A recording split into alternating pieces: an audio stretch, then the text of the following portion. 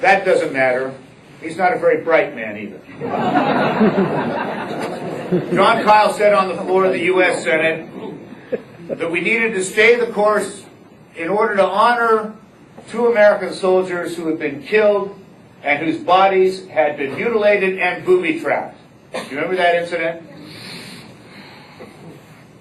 My question at that time was, well, what were these 2 soldiers doing that brought them into harm's way? And that is the question we ought to be asking every time one of our people is killed or wounded. As it turns out, these 2 particular soldiers were guarding a bridge.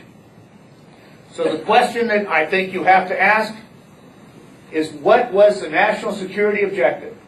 What was in the interest of the United States of America or in the interest of the operational security of that unit on the ground that Americans be guarding Iraqi bridges 3.5 years after we invaded, conquered, and are now occupying Iraq? Couldn't we find somebody else to guard Iraq's bridges, like Iraqis?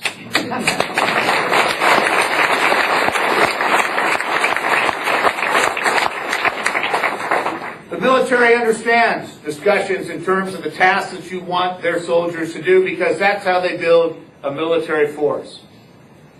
I was political advisor to the Commander-in-Chief of U.S. Armed Forces in Europe when we did the Bosnia operation. We built that force that deployed into Bosnia. The first thing you do, you define the task you want them to accomplish. Whether it's picking up garbage, policing the streets, manning the crosswalks in front of the schools, whatever that might be. And then you figure out how many soldiers, sailors, airmen, and Marines it's going to take to accomplish that task. You aggregate the task, you aggregate the force, and that gives you the size of your military force. Put more simply, as Colin Powell said about the surge, tell me what the mission is, and then I'll tell you how I feel about the surge. We ought to be asking and demanding that the mission be defined. Now, with that in mind, ask yourself, why is it that American troops are involving themselves in somebody else's civil war? Why are we still seeing pictures of American troops kicking down Iraqi doors? 7%, only 7% of those bodies that are picked up, of those attacks that are against American soldiers, are being managed by the so-called jihadis, the international terrorist forces that have come to Iraq in order to harass us. That means 93% of the attacks against us, and 93% of the casualties are of Iraqis who are involved in an insurgency against a foreign occupation of their land, or a series of civil wars between and amongst the various communities that coexist or used to coexist in Iraq.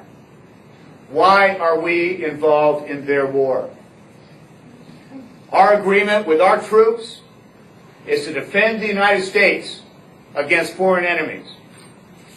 That's what we hire them to do. That is what they sign up to do. Defend the flag of the United States of America. Not to fight in somebody else's civil war. Not to fight in somebody else's civil war. And yet that's what they're doing. Now, the way ahead, it seems to me, has been very clear for several years now. The President of the United States has said for several years, I will take my advice from the military commanders on the ground. The military commanders on the ground have been telling the President of the United States for several years now, Mr. President, this is not a situation that lends itself to a military solution. You have to put in place a political process. Just recently, the chairman of the Joint Chiefs of Staff, General Pace, testified before Congress yet again, and he defined the solution as follows. It is like a three-legged stool, one leg being security, one leg being political, and one leg being economic. By which he meant you have to have something there to underpin the military presence.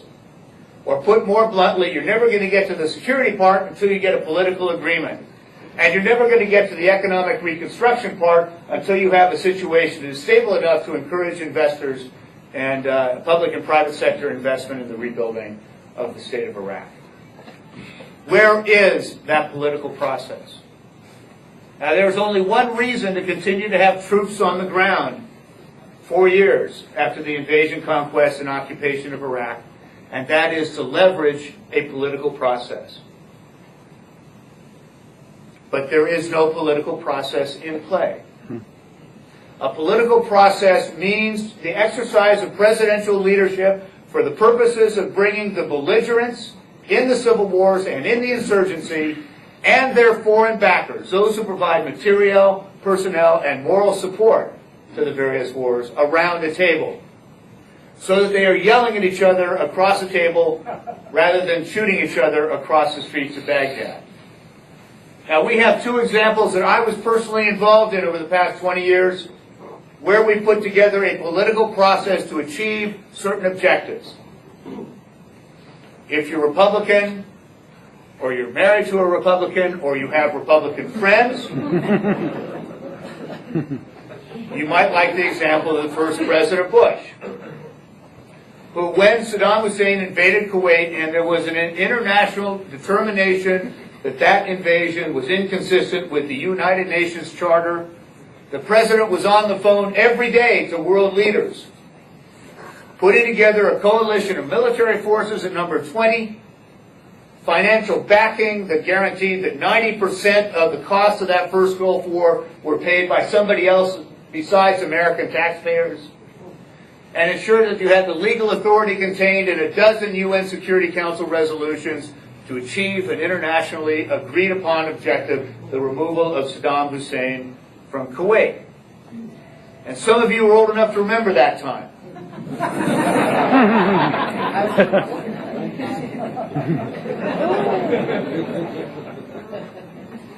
Jimmy Baker, then the Secretary of State, was on airplanes going around the world, from Ulaanbaatar to Moscow to Paris to Japan, everywhere else, putting it together.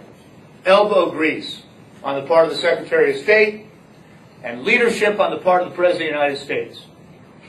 And we had what I think history will regard as a well-managed international situation.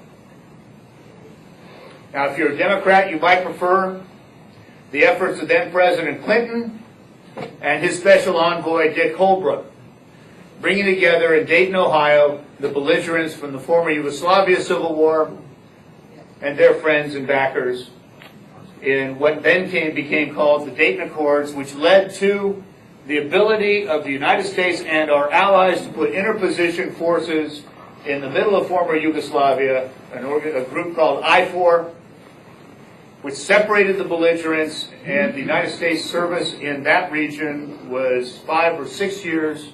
We had troops deployed there. During that 5 or 6 year deployment, we took not one casualty. Again, the hallmark of this operation was presidential leadership, the President of the United States on the phone. There were a number of obstacles to overcome, including Soviet resistance, or Russian resistance rather, to a UN Security Council resolution, and therefore the finessing of that by doing it outside the context of the United Nations, but still within the context of the international community, and the hands-on elbow grease efforts of the Special Envoy, Dick Holbrooke. Now, when was the last time you heard of the President of the United States, this President, calling any foreign leader to try and put together a process that might satisfy that political leg that General Pace talked about? It is not enough for the Secretary of State to drop into a conference every couple of months. That is not going to do it. A political process is going to require presidential leadership and the hard work of the Secretary of State, both of which have been lacking. And make no mistake about it, the handwriting is on the wall on this. We are getting close to the end game. And in the absence of an effort on the part of this administration and on the part of the President to put in place a political process that will ease the conflict in the region, the blood of Iraqis and Americans are on this President's hands.